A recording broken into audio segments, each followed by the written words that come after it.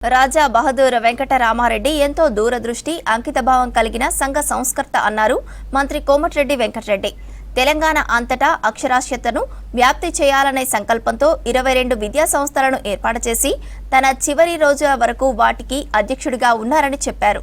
హైదరాబాద్లో రెడ్డి హాస్టల్ మొదటి అల్యూమినియేట్ మీట్లో పాల్గొన్నారు మంత్రి కోమటిరెడ్డి.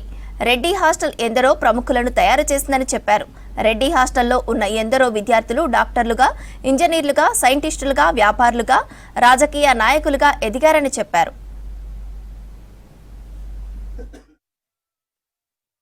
ఒక వ్యక్తి వల్ల సాధ్యమైంది కాదు ఇది.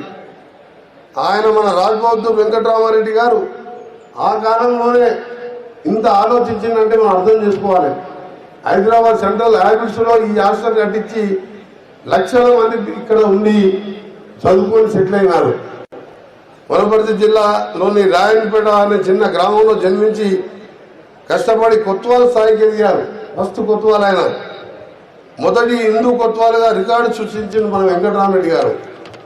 రాజ్బహదూర్ వెంకటరామరెడ్డి గారు ప్రజాపాలకుడు. రాజ్బహదూర్ అనేది ఆయన బిరుదుతో పాటు 1931లో ఆఫీసర్ ఆఫ్ ది బ్రిటిష్ ఎంపైర్గా నియమితులయ్యారు రాజ్బహదూర్ వెంకటరామరెడ్డి గారు. వెంకటరామారెడ్డి గారు కొత్త పదవీ కాలం హైదరాబాద్ రాష్ట్రానికి స్వర్ణయుగంగా కీర్తించారు.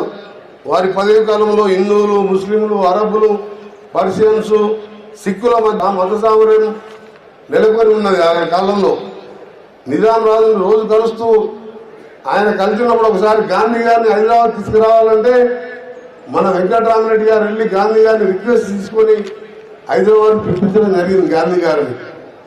ఆయన చరిత్ర రాజబహదూర్ వెంకటరామరెడ్డి గారు బుక్ చదివితే నిజంగా ఆయన చేసినవి మనకు తెలియని, చదువుకునే వాళ్ళు చాలా మంది తెలియదు ఆయన చరిత్ర.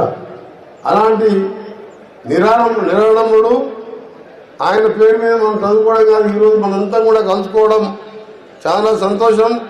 ఈరోజు రాజ్బహదూర్ వెంకటరామరెడ్డి మహిళా కళాశాల, బాలికల హాస్టల్ మాడపాటి హనుమంతరావు స్కూల్తో పాటు బాలుల ఆంధ్ర విద్యాలయం, రెడ్డి బాలుల హాస్టల్ ఆయన దూరదృష్టికి అదొక ఎగ్జాంపుల్స్ అవి.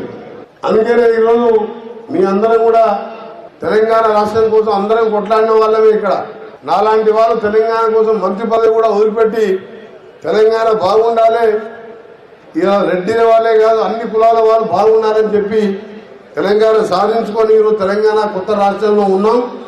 అందుకే నేను ఒకటే నమ్మేది, మనుషులు శాశ్వతం కాదు, మనం చేసిన మంచి మాత్రమే శాశ్వతం. అదే మన రాజ్బహదూర్ వెంకటరామరెడ్డి. ఆయన చేసిన, ఆయన లేకున్నా ఇప్పటికీ ఆయన గుర్తించుకుంటున్నామంటే ఏ నాయకుడైనా ఎవరైనా మనం 100 ఏళ్ళు చరిత్రలో నీ పేరు ఉండాలంటే 100 మంచి పని చేసే అవసరం లేదు. ఒక్క మంచి పని చేస్తే 100 ఏళ్ళు నీ చరిత్రలో నీ పేరు ఉంటుంది.